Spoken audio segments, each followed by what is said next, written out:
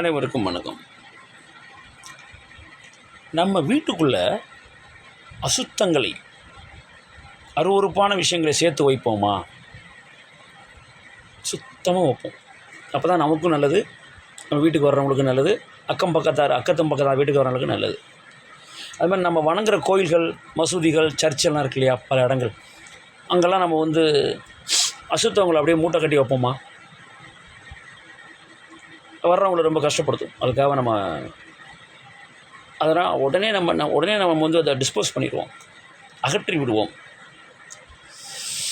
சரியா? வீட்லேயும் நம்ம குப்பை கூலங்களை, அசுத்தங்களை, பர்டிகுலராக அசுத்தமான விஷயங்கள் உள்ள பொருள்களை உடனே நம்ம ரிமூவ் பண்ணிவிடுவோம், வேறு இடத்துல கொண்டு போட்டுருவோம். வீட்டுக்குள்ளே, கோயிலுக்குள்ளே, சர்ச்சுக்குள்ளே, மசூதிக்குள்ளே உள்ள எதாக இருந்தாலும், எல்லோரும் கூடுற பொது இடங்கள், கல்யாண மண்டபமாக இருக்கலாம், எங்கேயுமே அசுத்தம் இருக்கக்கூடாது. நம்மளே அங்கே இருக்க முடியாது, அவ்வளோ கேவலமாக இருக்கும். எல்லாம் ஐயோன்னு எல்லாருக்கும் நெஞ்சு அடைச்சிடும், எல்லாருக்கும் மூச்சு விட முடியாது. ஐயோ என்னப்பா, எல்லோரும் கவலையில் ஆழ்ந்துருவாங்க, ஓடிடுவாங்க. இல்லாட்டி அவங்களுக்கு இன்ஃபெக்ஷன் வந்துருமோன்னு பயந்து போய்.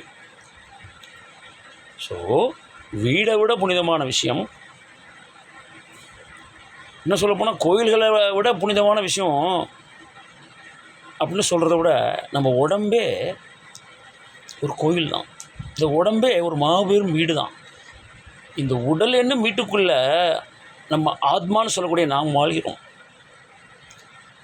இந்த உடல் என்னும் கோயிலுக்குள்ளே அந்த ஆத்மா அப்படிங்கிற பரமாத்மா இருக்கிற இந்த உடல் கோயில் தானே, புனிதமானது தானே. அப்புறம் ஏன் அடுத்தவங்களை கெடுக்கிற விஷயத்தையும், அடுத்தவங்களை அழிக்கிற விஷயத்தையும், அடுத்தவங்களை பார்த்து பொறாமப்படுற விஷயத்தையும், அடுத்தவங்கள பார்த்து கேலி பண்ணுற விஷயத்தையும், அடுத்தவங்கள அழித்து ஒழிச்சிடுறது, அவங்கள பற்றி ஏன் புறம் பேசுகிறீர்கள்? பின்பக்கமாக இருந்துக்கிட்டு எதுக்கு அவங்கள பற்றி புறம் பேசி திரிகிறீர்கள்? அது ரொம்ப தப்பு தானே. இந்த கோயிலை அசுத்தப்படுத்தலாமா? இந்த கோயில், இந்த வீடு, இது அசுத்தப்பட்டுச்சுன்னா அது பிறவியின் நோக்கமே நிறைவேறாமல் போய்விடுகிறது. பிறவியின் நோக்கம் என்ன? ஆனந்தமாக இருந்து, நாமளும் ஆனந்தமாக இருந்து, நம்மளை சுற்றி உள்ள எல்லாரையும் ஆனந்தமாக வச்சுக்கிட்டு, சொசைட்டியில் உள்ள அத்தனை பேரையும் ஆனந்தமாக வச்சுக்கிட்டு, நம்ம அப்படியே அந்த பரமானந்த வாசனை போய் நம்ம அடையிறது தான் கடைசியில். அதுதான் எல்லோருக்கும் நிலை.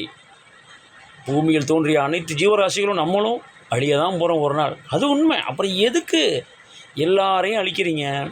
அவங்கள பற்றி தப்பாக பேசுகிறீங்க, எல்லோருக்கும் கெடுதல் பண்ணுறீங்க. புரியுதா? இது கோயில் என்பதை மறந்து இதில் அசுத்தங்களை சேர்க்காதீங்க. உங்கள் வாயிலேருந்து வர்ற ஒவ்வொரு வார்த்தையும் பல பேரை வாழ வைக்கிறதா இருக்கணும். உங்கள் வாயிலேருந்து வர்ற ஒவ்வொரு சொல்லும் உலகிற்கு பயன்படணும், சமுதாயத்துக்கு பயன்படணும். எவரையும் அழிப்பதற்கோ, எவர் வாழ்வையும் கெடுப்பதற்கோ, எவரையும் மட்டமாக பேசுவதற்கோ, எவரையும் உங்கள் வாயிலிருந்து ஒரு வார்த்தை அவங்க மனசை கஷ்டப்படுத்தி அவங்கள குடும்ப மீளாத துயரத்தில் போய் ஆழ்த்தக்கூடாது. புரியுதா? இதை முதல்ல கோயிலை மாற்றுங்க. தேவையில்லாத எண்ணங்களை, பேராசைகளை, நயவஞ்சக எண்ணங்களை எல்லாம் மாற்றினீங்கன்னா அந்த உடம்பு தானாகவே கோயிலாகிடும். எப்படி கோயிலாகவும் இந்த உடம்பை கோயிலை மாற்றுறது?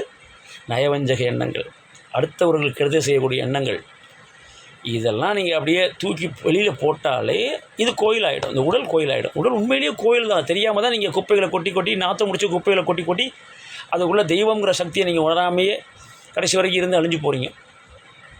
மரணத்தை தழுவி திருப்பி இன்னும் உடல் எடுத்து திருப்பி அதுக்குள்ளேயும் குப்பையை போட்டு, அதுக்குள்ளே கழிவுகளை போட்டு, இன்னும் கேவலமாக இருந்தது மாதிரி அந்த பிறப்பு இறப்பு சூழலை சுற்றிக்கிட்டே இருக்கீங்க.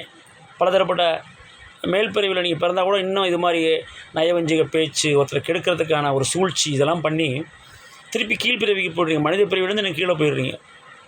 அதனால் இந்த உடலை கோயிலாக்கும் வழிமுறைகள் என்ன? நல்லவைகளை யோசித்தல், நல்லவைகளை செய்தல், நல்லவை பேசுதல். ஒருத்தரை பற்றி ஒருத்தர் குறை பேசுகிறான்னா அதை ரசிக்கக்கூடாது. அந்த இடத்த விட நவந்தோன்னு, எப்பா என்கிட்ட பேசாதப்பா, நீ கிளம்புப்பான்னு போயிடணும். அடுத்தவனை அழிக்கிறதுக்கு எல்லாம் சூழ்ச்சி பண்ணுறாங்க அந்த இடத்துல. அப்படின்னா நம்மளால் தடுக்க முடியாது, தடுத்துடணும். வேண்டாங்க, விட்டுருங்க. இல்லை தடுக்க முடியலன்னா நீங்கள் பாட்டுக்கும் இறைவா ஏன் இந்த கொடுமை நடக்குதுன்னு சொல்லிட்டு நீங்கள் அந்த சூழ்ச்சிக்கு, அடுத்தவரை கெடுக்கக்கூடிய அந்த வீழ்ச்சியில் தள்ளக்கூடிய விஷயத்துக்கு நீங்கள் துணை போகாதீர்கள், ஒதுங்கிடுங்க. புரியுதா? இதுதான் உடலை கோயிலாக்கும் வழி. நயவஞ்சகம் எண்ணத்தை ஒழித்து விடுங்கள். அடுத்தவங்களை பார்த்து பொறாமப்படுற எண்ணத்தை அழிச்சிருங்க. அடுத்தவங்கள புறம் பேசுகிற எண்ணத்தை ஒழிச்சிருங்க. எல்லோரும் வாழணும். 1000 கோடி இருந்தால் நான் 1000 ஆண்டாக வாழ போகிறாங்க. இல்லை 10,000 20,000 இருந்தால் அவங்க மட்டும் 100 ஆண்டுகள் வாழாமையாக இருக்கிறாங்க. அதனால் குவாலிட்டி ஆஃப் லைஃப் ரொம்ப முக்கியம். குவாலிட்டின்னா என்ன? இந்த உடல் ஒரு கோயில் அப்படிங்கிற குவாலிட்டியை நீங்கள் அடையணும். குவான்டிட்டி ஒரு மேட்டரே கிடையாது. என்ன அந்த நீங்கன்னா எத்தனையோ பிளாட் வாங்கலாம், எத்தனையோ சொத்து வாங்கலாம்னு அந்த பேரண்டத்தையே பூமியை பேரண்டத்தையே வாங்கிட முடியுமா என்ன பிரபஞ்சத்தையே? அதுதான் நம்மளை வாழ வைக்குது. அதனால் உடல் கோயில் என்று உணர்ந்து அதை சுத்தமாகும் வழியை அடைந்து உங்களுக்குள்ளேயே ஆனந்தத்தில் நிறைந்து இந்த பிரபஞ்ச நிலையை ஞான நிலையை அடைய முயலுங்கள். அனைவரும் வாழ்க.